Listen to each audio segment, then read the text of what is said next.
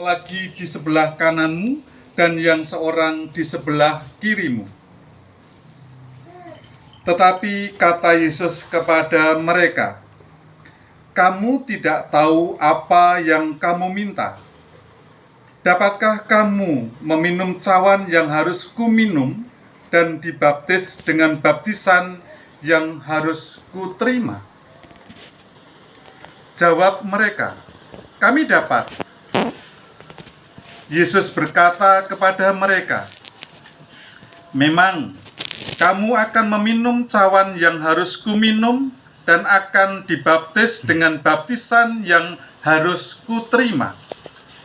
Tetapi hal duduk di sebelah kananku atau di sebelah kiriku, aku tidak berhak memberikannya. Itu akan diberikan kepada orang-orang bagi siapa itu telah disediakan." Mendengar itu, ke-10 murid yang lain menjadi marah kepada Yakobus dan Yohanes. Tetapi Yesus memanggil mereka lalu berkata, "Kamu tahu bahwa mereka yang disebut perintah bangsa-bangsa memerintah rakyatnya dengan tangan besi, dan pembesar-pembesarnya menjalankan kuasanya dengan keras atas mereka. Tidaklah demikian di antara kamu. Barang siapa ingin menjadi besar di antara kamu, hendaklah ia menjadi pelayanmu. Dan barang siapa ingin menjadi yang terkemuka di antara kamu, hendaklah ia menjadi hamba untuk semuanya. Karena Anak Manusia juga datang bukan untuk dilayani, melainkan untuk melayani dan untuk memberikan nyawanya menjadi tebusan bagi banyak orang." Demikianlah sabda Tuhan. Terpujilah Kristus. Adik-adik OMK, Ibu dan Bapak yang terkasih di dalam Tuhan Yesus, selamat malam. Saya menirukan khotbahnya Bikjen. Semua hari ini bahagia? Bahagia. Mana buktinya kalau bahagia? Nah, mana di luar tuh diem semua, gelap semua itu. Gelap semua. Di dalam ada itu cemberut di luar. Ya.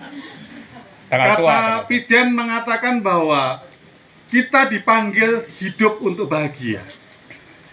Karena bahagia adalah rahmat. Bapak Ibu yang terkasih, tetap bahagia ya mendengarkan suara saya? Iya. Berat amat ya, nggak ikhlas ya? Iya. Mau disuruh gimana lagi? Samanya udah Ya, Pak Hendri kan sedih ya, susah bahagia ya. Saya hari ini bahagia banget ya. Dari rumah ke rumah, dari stasi ke stasi istilahnya. Ya, istri saya pulang. Sudah mandi? Belum. Kenapa? Males. Jangan males. Romo Pijen tadi bilang nggak boleh malas, mandi. Ya, dia selesai mandi, saya mandi, udah selesai, ayo kita berangkat, jalan kali. Ya udah. Ibu bapak yang terkasih, bacaan ini mengherankan bagi saya ketika 2 murid berani-beraninya minta langsung kepada Yesus untuk mendapatkan tempat yang terhormat. Bayangkan ya, sini ada Pak Chandra, ada Pak Bambang, ada Pak Imawan yang terhormat itu. Tahu-taau ada orang datang, orang baru, "Pak, saya minta jabatan di lingkungan ini." Apa rasa Bapak Ibu? Hah? Rasanya gimana? Bingung ya? Ini juga bingung bagi saya kalau saya merenungkan sabda hari ini. Yakobus dan Yohanes minta tempat posisi yang terhormat tetapi tidak tahu apa yang dia minta. Maka ketika 2 orang murid minta jabatan di sebelah kanan dan sebelah kiri Yesus dalam kerajaan Allah, 10 murid marah, bereaksi keras. Emang lu siapa? Gue aja, Petrus aja nggak minta, lu minta gitu. Petrus kan disayangi oleh Yesus sendiri. Jadi kerja keras 12 rasul, berani-beraninya 2 orang minta jabatan. Maka yang 10, sebenarnya 10 juga pengen tidak berani mengungkapkan gitu loh. Tapi ketika ada 2 murid yang mengungkapkan, maka mereka berbisik-bisik, bergosip-gosip ria gitu loh. Ya. Itu bagiannya. Aku pun juga punya niat untuk mendapatkan jabatan itu, tapi nggak tersampaikan. Sehingga kalau kita belajar 2 orang ini adalah kejujuran dan keberanian, kata Pigjen. Maka menjadi orang Katolik harus berani. Berani untuk apa? Minta jabatan tapi menyadari konsekuensinya ketika kita minta suatu jabatan. Konsekuensinya apa? Pilihan hidup seperti Yohanes dan Yakobus adalah punya konsekuensi. Kita pun semua yang duduk ini nggak minta jabatan pun juga punya konsekuensi. Masing-masing punya konsekuensi. Sebagai murid Yesus, apa konsekuensinya? Semua sudah dibaptis? Ya. Belum ini. Sudah dibaptis, Angel? Oh, udah? Itu udah dibaptis? Belum. Coba lihat, Pak Grego itu jangan-jangan belum dibaptis ketiga kalinya. Udah. Bapak Ibu, konsekuensi dibaptis adalah diminta untuk menjadi pelayan. Nah, kalau kita bicara pelayan, yang punya pengurus lingkungan yang banyak melayani siapa ini? 1, Mbak Indri. Dia jadinya suster harusnya. Maka layak nanti kalau Mbak Indri jadi ketua lingkungan, bagus ya? Bagus. Cocok, Ya kan? cocok. Karena melayani totalitas itu. Yang kedua Pak Bambang wakilnya nanti. Yang ketiga, siapa? Pak Chandra menyalonkan nggak ini? Mau Pak Chandra. Pak Imawan karena sekretaris katanya. Menggantikan Pigjen katanya. Ya. Ini bagiannya. Jadi orang-orang yang merasa diri mampu, maka memberanikan diri ingin memiliki jabatan. Tetapi semua ini dalam rangka untuk mendapatkan kehormatan, mendapatkan penghargaan. Ini yang diminta oleh Yohanes dan Yakobus. Sedangkan pandangan dari Yesus membuka cakrawala para murid bahwa orang yang akan menjadi terdepan harus menjadi seorang hamba. Ini 180 derajat kebalik antara yang dipikirkan oleh Yohanes dan Yakobus dengan apa yang dirasakan oleh Yesus Kristus sendiri.